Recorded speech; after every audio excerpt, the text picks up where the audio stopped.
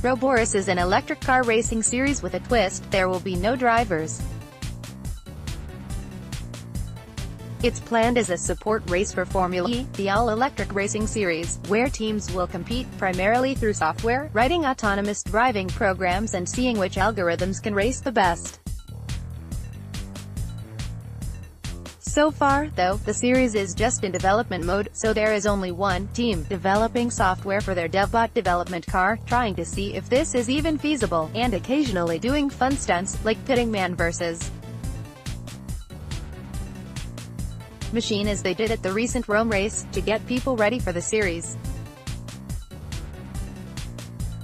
A similar stunt happened before, when Formula E's pit lane reporter Nikki Shields challenged the robot in Hong Kong, and came out ahead. But Shields, despite racing go-karts early in life and understanding racing concepts through her work in the industry, isn't a professional racing driver, whereas the driver from this head-to-head race, Ryan Turk, a professional drift driver, is. Also, DevBot has had a few months of development since then, some time to refine its software, and Turk, despite being a drift pro, has not driven any electric car or sports prototype car before and doesn't typically race for time on circuits. Further, the lack of approximately 170 pounds, 77 kilograms, worth of ballast in the driver's seat would give the autonomous car a significant advantage, given that the car only weighs about approximately 2,200 pounds, 1,000 kilograms. While it may be that they compensated for this by adding ballast to the car to make the race fair, this is common practice in racing. The in-car footage shows DevBot's vestigial seat belts flapping around within the car while the robot zipped around the circuit all on its own, so it looks like DevBot may have benefited from not having to carry around all that muscle and organs and other useless stuff. So the autonomous car has some advantages still, but putting a professional racing driver in the cockpit should make a big difference. Pro drivers are more accustomed to taking risks and living on the edge of a car's grip in a way that amateur drivers are not. That said, both drivers probably drove a little conservatively given that they didn't want to wreck this important prototype machine. And how did it go? After a few practice laps, Turk managed to put in what he thought was a good lap, though a little conservative given the close walls of the Rome circuit.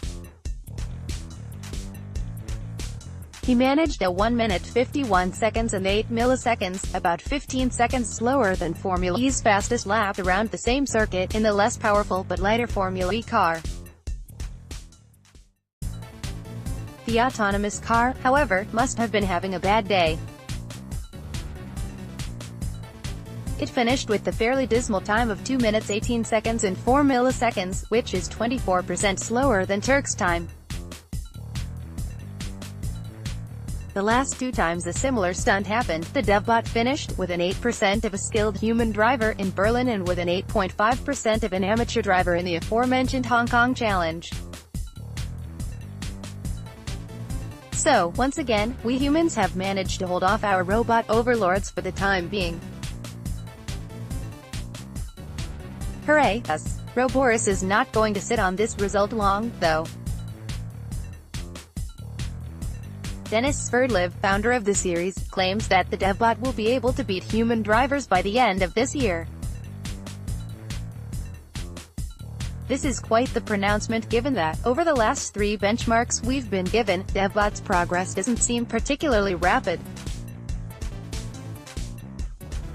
However, like in the case of Tesla's autopilot system, improvements in artificial intelligence have a tendency to come in fits and starts, with slow changes until all of a sudden you start seeing exponential growth in capabilities. Where that exponential growth starts coming in is hard to predict, and if Roborace's timelines are anything like Tesla's, they'll probably be pushed back. That said, even if it takes a while for these autonomous cars to race, as well as humans around a track, it's still interesting, perhaps unsettling, to see an empty car zipping by the grandstands at 105 miles per hour, 170 kilometers per hour, as pointed out by DevBot's lead engineer Rowan Reed in the video below.